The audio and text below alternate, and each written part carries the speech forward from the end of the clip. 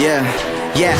Too bad, too bad, too bad, too bad, too bad, too bad. She got me thinking that she too bad, too bad, too bad, too bad, too bad, too bad. She got me thinking that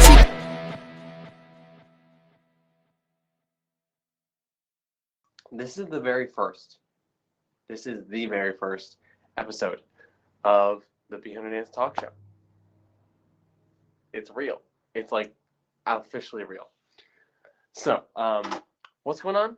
My name is Joel Casanova. In case you don't know who I am your favorite mobile dance educator.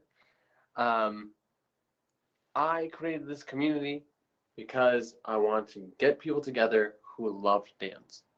They want to dance for themselves and for their own purposes, right? I want to know how I dance, not how to dance like anybody else, and I want to use dance for what I want to use it for.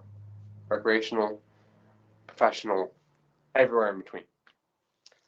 So, today's episode is about choreography.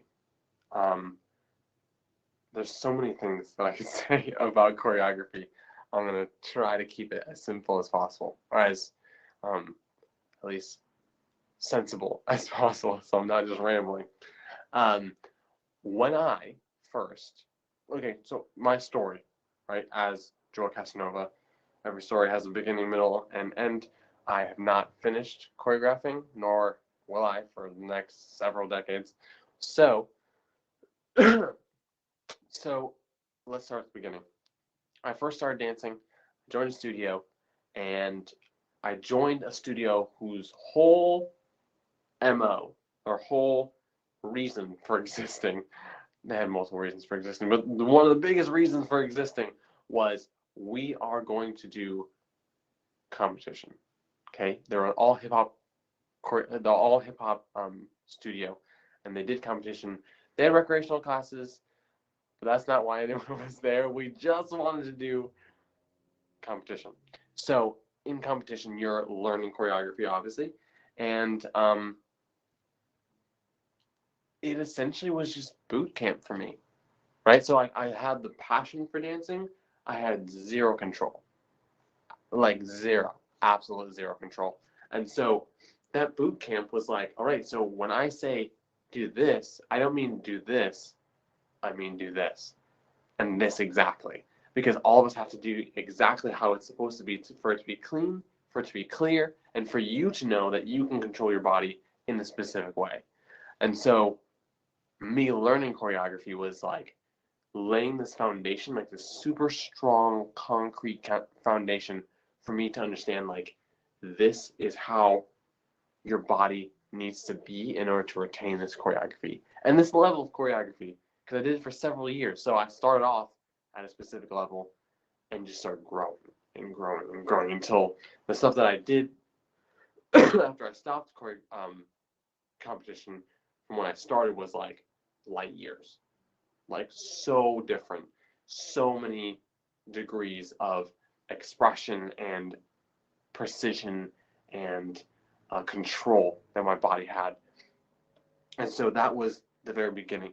After years of doing competition, my body had been trained for choreography. And then you get to like the middle of the story, and I was provided this opportunity to create choreography, right? Different studio. I am now not only growing with my body, but growing with my mind and kind of my heart, because I'm like, okay, this is how I feel. This is what I want to make into a piece of choreography. This is the level that this is the level of the people who are going to learn this choreography. How do I fit this?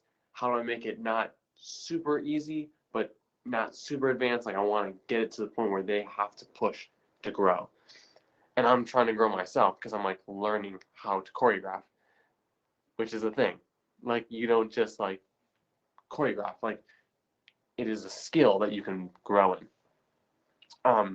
And so while I'm choreographing, this is like I'm like bench pressing creativity at this point, right? Because then I start teaching and I'm making a new piece of choreography every single week. New song, new choreography, new levels, because I'm like, I don't know if any of these people want to do this or even, have the passion to grow, but I'm trying to grow. I'm trying to be more creative. I'm trying to be more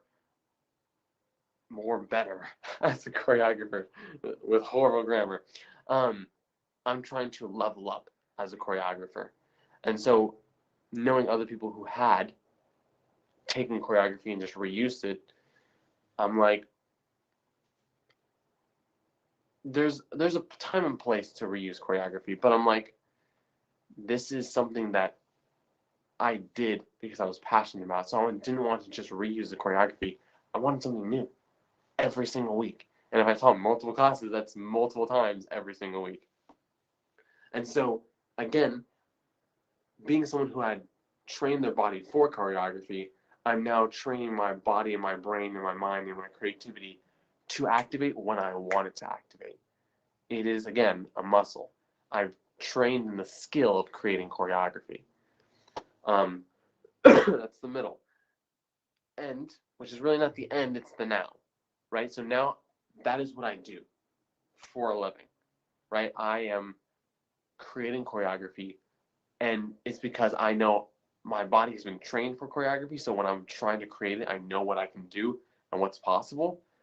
My mind and my creativity has been built and strengthened to the point where I know I can create something. I just need a circumstance. I just need a reason. I just need an expression that needs to be expressed.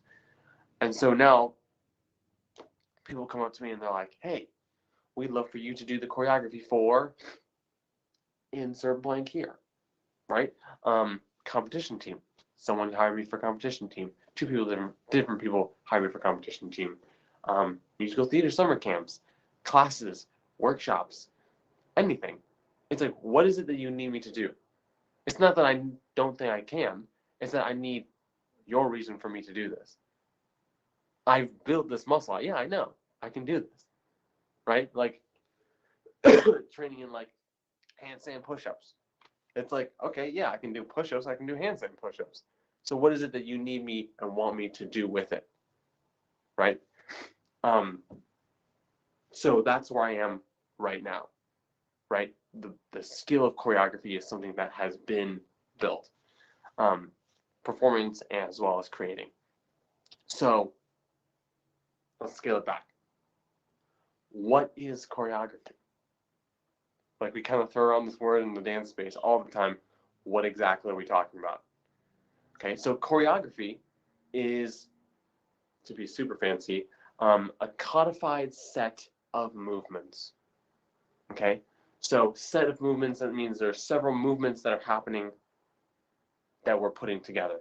To codify something means to arrange in a specific order. So we're arranging in a specific order a specific set of movements. Plain and simple. It's to express a specific thing, and usually, maybe 9 times out of 10, for a specific reason. So say I made something up, right? If we're talking about movements, so we go ha ha, da da, boom. Okay, I just made that up. I'm trying to remember what I did, but I'm thinking, okay, what was it? Okay, so as soon as I did this, right, I just made something up. My body's just moving, right? As soon as say you created that, as soon as you say, okay, we're gonna go here, then we're gonna go here, then we're gonna do this thing, and then we're gonna go here. It is officially choreography. Period. Right? Stillness, and then movement, and you're like, all right, we have these movements. I'm putting them in this order, right? Because say I want to shift the order, right? Let's say we started here, went out, and then did this, right? Then I'm like, no, that's what I want to be the choreography. Before we said and set it in a specific and arrange it in a specific order, it's not choreography. It's just movement. It's freestyling, right?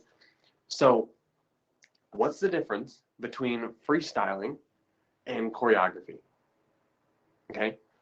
Freestyling is an expression of something in movement, right? I feel a specific emotion. I am trying to express a specific circumstance. I am doing something or trying to express an idea, or I just love this song and this is getting me moving. I'm expressing my feeling towards the song or even just the song itself, right? Like, so take it easy on me, right? So it's like, get it, girl, you gotta sing, right? And so I'm just expressing myself, but as soon as I go, that's the order. We come up, we go out, we go down. That's choreography, right? So before we separate the two, right? Freestyling and choreography. Like freestyling is this emotional, super passionate, this is how I feel, artistic, floaty, nebulous of creativity. And choreography is this hard, like logistical, this is what we should do, this is when we're doing it, this is why, without a soul, cold-hearted, like, let's scale it back even further. Before we have choreography, we have to have freestyling, right? You have to make something up in order for it to be codified. You have to have these movements first in order to codify them. And you arrange them in a specific order. That takes creativity. But that means the heart of freestyling is then surrounded by the structure of choreography, right? Chocolate on the inside, M&M coating on the outside, right? That's what it is. So I could, like, say I'm married, right? And I just want to express to my wife, this is how I feel, blah, I love you, right? I could just make that up. Or I could create a poem and express exactly the words that I want to express to show you how I feel, right? That's choreography. You have to have some expression to express, which is at the heart of it. And then you're saying, no, I want this to be said in a specific way. And there's times for both, in the same way that there's times to just say how you feel in the moment versus planning out how you want to say something, right? An impromptu speech versus a planned speech. But the heart stays the same and it's coded in the structure. This is how I use the structure, personally. You can use the structure however you want. Other people can use the structure however you want. This is how I use it, right? I'm a teacher. That is my main passion, my main goal in life, to teach and grow other people. It's part of the major part of the reason why I created the community. But like I said, 9 times out of 10, it's used for a specific reason. Choreography has a structure, and I'm using it for what reason? I'm using it as a tool to grow people. I've seen a lot of times people view choreography as a goal, right? The goal is to get this choreography. And then you leave class, you completely forget it. And it's like, really? What was the point? Unless you're going to be using it for the performance. The point was to grow yourself, right? You learn this choreography and you're like, oh, this is what I should be doing. This is when. And I get the choreography and we get so obsessed with like making sure it's right. And then it's like, yeah, I did it at the end. I was selected for groups. Someone recorded it and they posted it on Instagram. And now everyone knows how good of a dancer I am. And it's like, that's only a live for that moment, right? I use choreography as a tool to grow the person. So, okay, this is a specific type of choreography we're doing. Why? To grow you in this specific area, right? So I'm planning this choreography as an expression of not of a skill that needs to be said. Okay, so you need to work on being as smooth as possible, right? Everything needs to be silky, right? That's something that you struggle with, right? So I'm going to make a piece of choreography. Take it easy on me, right? So it's like, okay, I'm going to choose this piece of choreography that I know and is arranged in a specific way that challenges you in that area. As you're doing the choreography, you're learning that skill. Because as soon as you have that skill in hand, the choreography, eventually everyone's going to forget that Adele song, but you're going to still have that skill. You're going to walk out of class having that skill built at least by that much. And then obviously, time and practice gets you that skill refined. If we're going to use it for a specific example, you could say that something like Spanish, right? I could just play a whole bunch of Spanish songs, and eventually you're going to catch some words and understand that some words mean some things, right? But if I want you to understand specific words for food, I'm going to start giving you things to practice that have those food words in Spanish, right? Milk, leche, chicken, pollo. Like, I'm going to send you to the kitchen and be like, name all the things that you do know in Spanish and all the things you don't know in Spanish. Now come back to me with the list of things that you do and don't know. Now let's work on the ones that you don't know, right? As an instructor, that's what I'm doing with choreography. I am making a recipe that's like, you have to read this recipe in order to make this meal, but you don't know what these words are in Spanish. So you have to know these words in order to make this recipe. Does that make sense? Right? Like, okay, you need to get silky, or you need to be controlled. You need to know exactly where things are happening, and it needs to be tight, and that muscle needs to be built. I'm going to give you that piece of choreography to train that skill. It's a tool. It narrows in on a specific thing so that this specific area is grown. Right? That's how I believe choreography is done. And how does that happen? Because choreography is this structured thing that comes from a free expression.